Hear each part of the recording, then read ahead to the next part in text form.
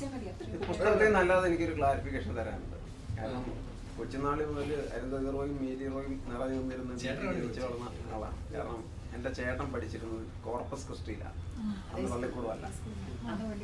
അപ്പൊ അന്ന് ഈ പള്ളിക്കൂടത്തിലെ മേരി റോയ് എന്ന് പറയുന്നത് നമുക്കിതിനകത്തെല്ലാം ഇത് ഇപ്പോൾ ഓട്ടോഫിക്ഷൻ എന്ന് പറയുന്ന ഒരു വാക്കിൽ നിന്ന് നമുക്ക് മാധവിക്കുട്ടിയുടെ എൻ്റെ കഥ വായിക്കുമ്പോൾ അത് മുഴുവൻ നാലപ്പാട്ട് കുടുംബത്തിൽ നടന്നതാണെന്നൊന്നും പറയാൻ പറ്റില്ല.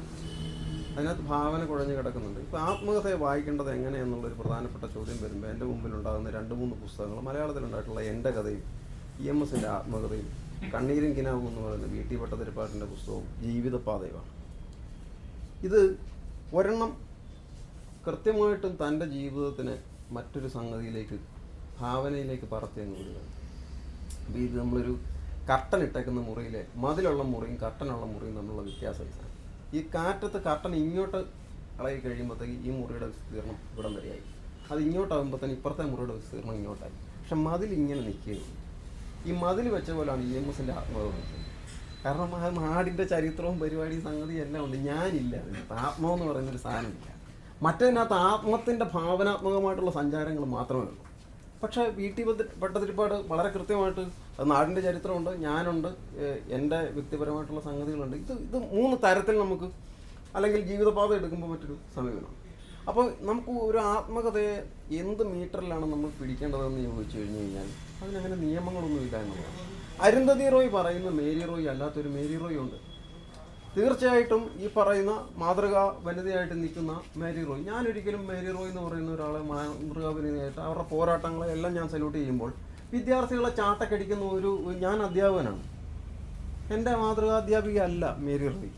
അത് ബിപിൻ ചന്ദ്രൻ എന്ന് പറയുന്ന എൻ്റെ ജനാധിപത്യ മൂല്യങ്ങളും എൻ്റെ അധ്യാപനത്തെ സംബന്ധിക്കുന്ന സങ്കല്പങ്ങളും ഒക്കെ വെച്ചിട്ട് ഞാൻ മേരി റോയെ നോക്കുമ്പോൾ ഒരിക്കലും അഡോറബിളായിട്ടുള്ള ഒരു ടീച്ചറല്ല അവർ.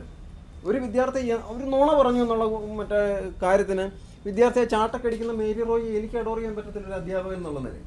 അത് എൻ്റെ പേഴ്സണൽ പോയിന്റ് ഓഫ് വ്യൂവിൽ എനിക്ക് എൻ്റെ മേരി റോയിയെ ആവിഷ്കരിക്കാം. അരുന്ധതി റോയ്ക്ക് അവരുടെ അമ്മയെ ആവിഷ്കരിക്കാനായിട്ടുള്ള സ്വാതന്ത്ര്യമുണ്ട്. ഇങ്ങനെ ആരുടെയും വ്യക്തിജീവിതം നോക്കിക്കഴിഞ്ഞ് ഇപ്പോൾ അതിൻ്റെ ഏറ്റവും രസമുള്ള സംഗതി MP നാരായണപിള്ള ഇപ്പോൾ ഉണ്ടായിരുന്നെങ്കിൽ ഈ ആത്മകഥയെപ്പറ്റി എന്താണ് കമൻ്റ് അടിക്കുക എന്നുള്ളത് എനിക്ക് ഭയങ്കര കൗതുകമുള്ളൊരു ചോദ്യമാണ്. അന്ന് ഈ ഗോഡ് ഓഫ് സ്മോൾ തിങ്സ് വരുന്ന സമയത്ത് പുള്ളിക്കാരൻ എഴുതിയ ടൈറ്റിലാണ് EMSനെ കുപ്പിയിലിറക്കിയ സർഗപ്രതിഭ എന്നായിരുന്നു അതിൻ്റെ ടൈറ്റിൽ. അപ്പോൾ ഇത് അല്ല, പുള്ളിക്കാരൻ മറ്റേ വലിച്ചു കയറി, പുള്ളിയുടെ ഒരു ലൈൻ എന്ന് പറഞ്ഞാൽ അങ്ങനെയാണല്ലോ, വലിച്ചു കയറി പോസ്റ്റർ ഒട്ടിക്കുക എന്നുള്ളതാണല്ലോ അതിൻ്റെ ഒരു സംഭവം. പുള്ളി വളരെ പുള്ളിയുടേതായിട്ടുള്ള ഒരു യുക്തിയാണ് അതിനകത്ത് പ്രയോഗിക്കുന്നത്, ഒരു കുയുക്തി എന്ന് വേണമെങ്കിൽ പറയാം. ആ കുയുക്തി കറക്റ്റല്ല എന്നൊന്നും പറയാൻ പറ്റത്തില്ല. അത് MP നാരായണപിള്ളയെ പോലെയുള്ള ആൾക്കാർക്ക് അല്ലെങ്കിൽ ആ പെർസ്പെക്റ്റീവിൽ ചിന്തിക്കുന്ന ആൾക്കാർക്ക് വളരെ സ്വീകാര്യമായിട്ടുള്ള യുക്തിയിലാണ് അദ്ദേഹം യുക്തിഭദ്രമായിട്ട് തന്നെയാണ് അത് എഴുതിയിരിക്കുന്നത്. പക്ഷേ അതിനെ സ്കറിയ സക്രിയ സാറ് ഗംഭീരമായൊരു പഠനത്തിനകത്ത് പൊളിച്ചു കളയുന്നുണ്ട്.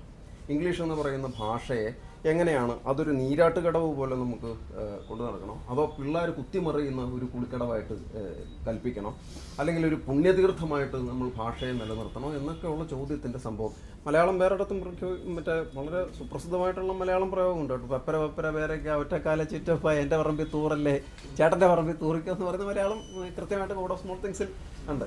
അപ്പോൾ ഈ ഇച്ചിരി വട്ടമുള്ള കോട്ടയംകാരൻ എന്ന് പറഞ്ഞാൽ ഈ ഇച്ചിരി വട്ടമുള്ള കോട്ടയംകാർ എന്ന് പറയുന്ന ഒരു സംഭവം കോട്ടയത്തിൻ്റെതായിട്ടുള്ള ഒരു കുടുംബ പശ്ചാത്തലത്തിൻ്റെ വേരുകളൊക്കെ ഇതിനകത്ത് കിടപ്പുണ്ട്. അവരുടെ ജനിതഘടന, അവിടുത്തെ ഈ സ്നേഹം എന്ന് പറയുന്ന ഒരു വികാരത്തിനെ കുടുംബ ബന്ധങ്ങളിൽ പ്രത്യേകിച്ച് സിറിയൻ ക്രിസ്ത്യൻ കുടുംബങ്ങളിൽ ആവിഷ്കരിക്കുന്നതിൻ്റെ ഒരു നൂറ്റാണ്ടുകളുടെ പാരമ്പര്യമുണ്ട് അതിനകത്ത്.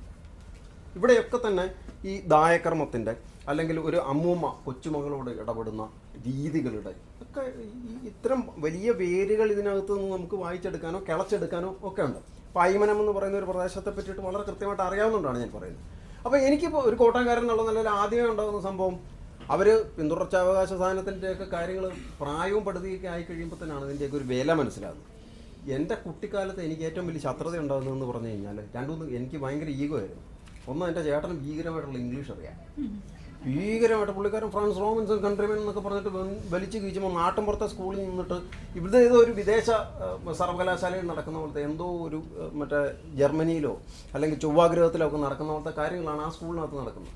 ഇതൊന്നും നമുക്ക് കിട്ടുന്നില്ല. നമ്മുടെ ചേട്ടച്ചാർ വന്നിട്ട് ഇവിടെ സ്കൂളിൽ ഭയങ്കര ഷൈനിങ് പരിപാടി സംഭവങ്ങളൊക്കെ.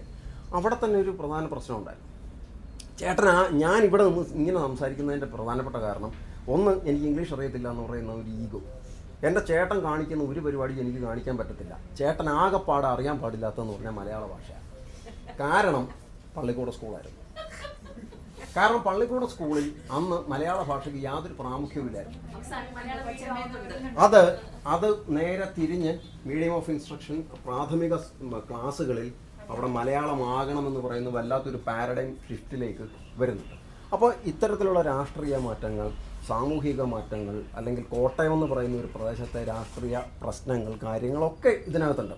ഈ എൻക്രോച്ച്മെൻറ്റിൻ്റെയൊക്കെ സംഭവം ചിലപ്പോൾ സത്യമാകാനായിട്ടുള്ള സാധ്യതയുണ്ട് കേട്ടോ. രാമേന്ദ്രൻ ചുമ്മാ അങ്ങനെ പറയുന്ന ആളുമല്ല. മറ്റേ അതിനകത്ത് ഈ ശത്രുതയും സാധനവും ഒക്കെ വരും.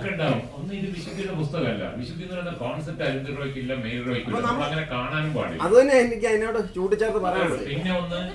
അവർക്കും ഇഗ്നോർ ചെയ്യാൻ പറ്റിയില്ല എന്നുള്ളതാണ് ഈ പുസ്തകത്തിന്റെ പ്രസക്തി. ബിജെപിയുടെ ഒരു ചാനലിനോ അല്ലെങ്കിൽ രാമേന്ദ്രനോ ഇത് ഇഗ്നോർ ചെയ്യാൻ പറ്റിയില്ല എന്നുള്ളിടത്താണ് അതാണ് അതിന്റെ സക്സസ് എന്ന് പറയുന്നത്.